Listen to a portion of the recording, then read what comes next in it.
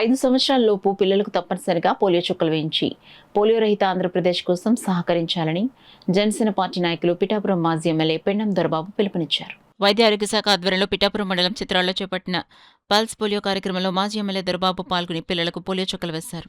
ఈ రోజున ప్రతి ఒక్క గ్రామంలోని కూడా పిల్లలందరికీ కూడా చేసే కార్యక్రమంలో భాగంగా ఈ రోజున చిత్రాడ గ్రామంలో పిల్లలందరికీ కూడా ఈ డ్రాప్ చేయడం జరిగింది. దాంట్లో ఈ డ్రాప్ చేయించుకుంటే అన్ని రకాలుగా కూడా పిల్లలకి ఆరోగ్య రీత్యా సంపూర్ణంగా ఉండడానికి అవకాశం ఉంది.